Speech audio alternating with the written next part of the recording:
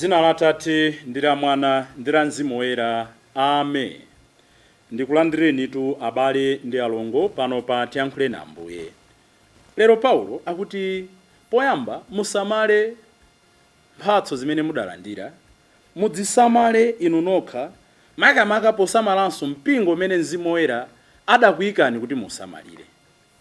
Inu ndine chilichonse chimene chili pakati pathu is meant for us to care for it. Lero ndi lachitatu la mulungu wa 7 wa nyengo ino ya Pasaka, ndipo ndi pa 4 June chaka cha 2025. Mawu oyamba akuchokera m'buku la Ntchito za Atumwi mutu wa 20 ndime ya 28 kulekeza 38. Kumapeto kwa zonse, monga tidaonera lolemba lija, Paulo ataphunzitsa, atadzudzula, atalimbitsa anthu a ku Efeso, akuti onse adagwada kuthokoza Mulungu, ndipo Paulo adachoka pambuyo pake.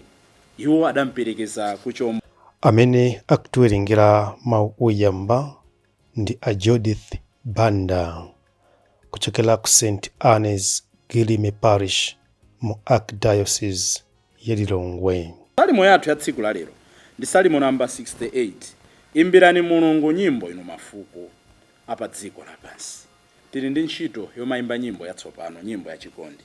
Mawu a Uthenga Wabwino ndi monga adalembera Yohane Woyera, tikadali mpemphero la Ambuye Yesu kutipempherera tonsefe, kukupemphererani inu, kundipempherera ine. Ndipo tiwerenga Yohane 17 ndime 11 kulekeza 19. Amene akutiwerengera mawu a Uthenga Wabwino komanso kutigawira mawu ndi Reverend Father Francis Damaseke kuchokera ku St. Peter and Paul na Tenje Parish mu Archdiocese ya Lilongwe. Tiyeni tu abale ndi alongo tisinkhe limodzi. Mawu oyamba. Mawu a m'buku la Ntchito za Atumwi. Mzimu Woyera adakuyikani kuti muziyang'anira mpingo wonse. Tsono mudzisamale nokha, ndipo musamalenso mpingowo. Wetani nkhosa za mpingo wa Ambuye, umene iwo adawuwombola ndi magazi awo. Ndikudziwa kuti ndikadzachoka ine, padzalowa mimbulu yoopsa pakati panu, imene sidzalekerera nkhosazo.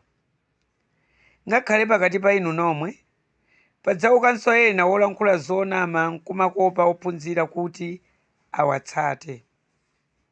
Ndiye inu khalani maso, kumbukirani kuti pa zaka zitatu usana ndi usiku sindidaleke kulangiza aliyense mwa inu ndi misozi. Choncho tsopano ndikukuyikani m'manja mwa Mulungu.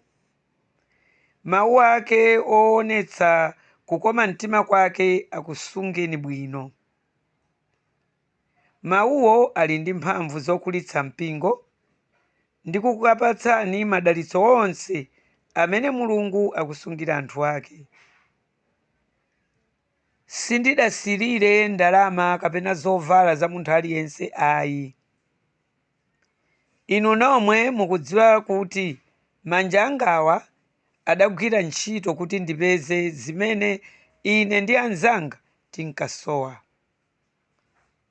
Pa zonse ndakuonetsani kuti pakugwira ntchito kolimba motere tiyenera kuthandiza ofowoka. Kumbukirani mawu aja a Ambuye Yesu akuti kupatsa kumadalitsa munthu koposa kulandira.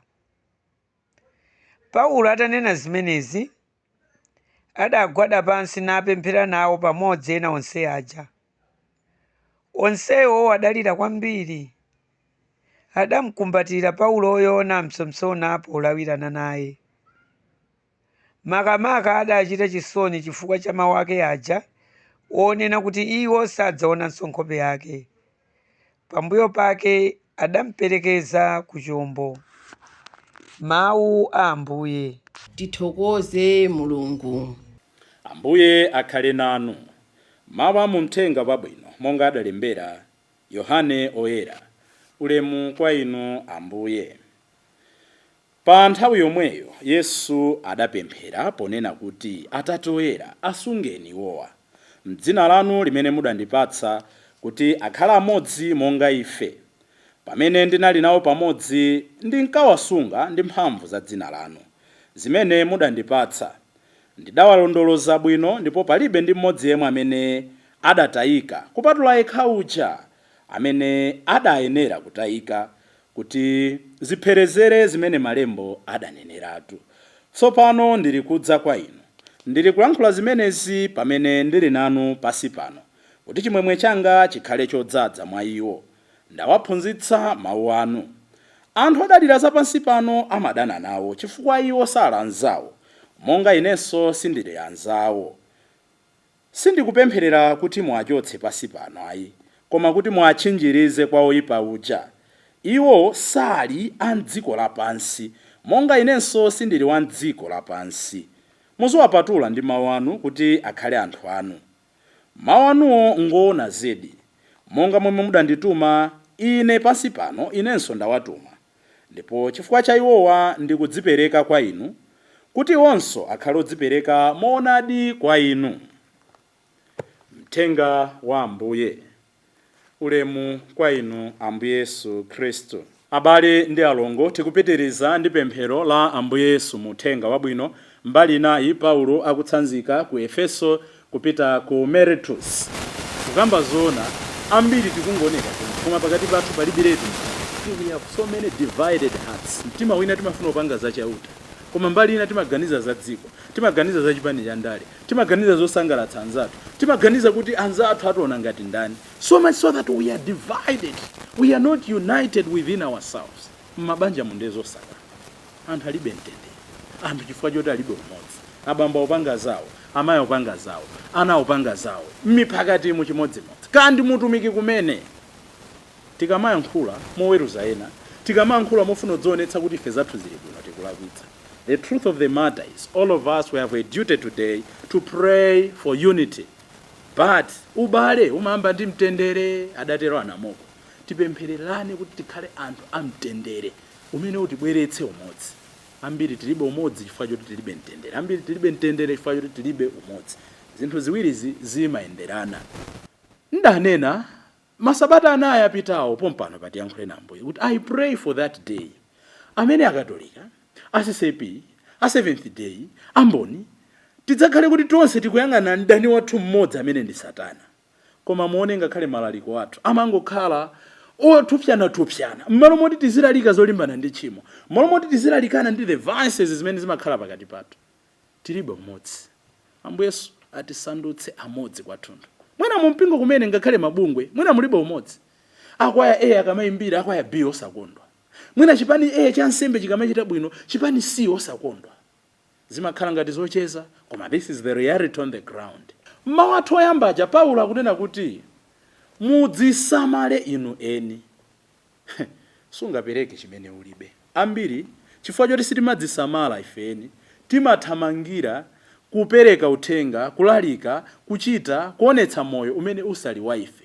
Tangovala mask chabe. Paulo akunena kuti uthenga upite kwa ife amene timatsogolera anzathu. Ansembe, asisteri, agrupa, adikoni, ashehe, kandani. Tisanaganize zokalalika. Tisanaganize zowatsogolera anthu kumoyo sata. Sikudzikonda. Let us pause for a moment and think of our own lives. Ndikulalika zokhululuka. How do I practice forgiveness myself? Nanga ndipange bwanji kuti kukhululuka kukule mwa ine? How do I care for my soul? Ambuye Yesu ndajama nena kuti wapindulanji munthu atagonjetsa dziko lonse lapansi nkutayikitsa mzimu wake. The more I care for my soul, the more I can care for my brothers and sisters.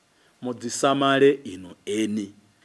Ndipo monga nanenera lolemba lija akuti Paulo ataphunzitsa zonse, anthu amonetsa zowawa, anthu amonetsa zabwino, anthu ajalira, but finally anamulola kuti azipita. Ndipo anagwada onse ndi kupemphera. Pali fundo ziwiri. Yoyamba tibwereze mene nanena lolemba.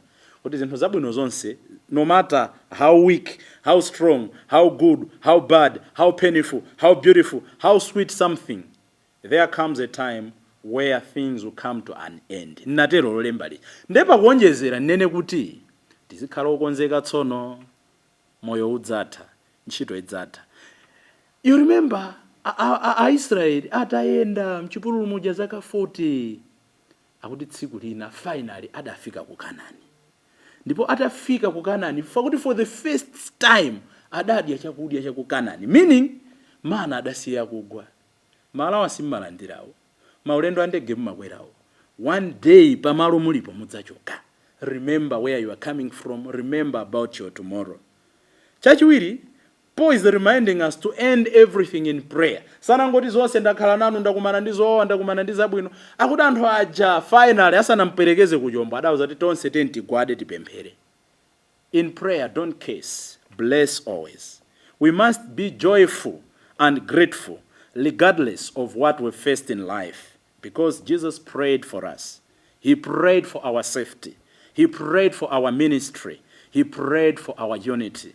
Under the patronage of oyera onse kumwamba, tizilimba mtima kuti Mulungu ali nafe, Mulungu akukhala nafe. Tidzisamale feni, tisamale zinthu zimene Mulungu adatisungitsa m'manja mwathu, tithandize ena kuwakokera mu amanenera legio kuti ndikayera ndiyeretse ena, koma koposaposa tisayiwale kuti zinthuzi zidzatha tsiku lina, zimene sizidzatha ngakhala Ambuye Yesu adanena kuti zonse zitatha chidzakhale ndi chikondi, chiyembekezo ndi chikhulupiriro, faith, hope and love. Koma pa zonsezo chachikulu ndi chikondi chimene Mulungu adzatiweruze nacho. Tiye tipemphererane tsiku la lero kuti poyamba tizilimba mtima pozindikira kuti Ambuye adatipempherera, Ambuye amakhala nafe, Ambuye akufuna umodzi pakati pathu. M'dzina la Atate ndi la Mwana ndi la Mzimu Woyera. Amen.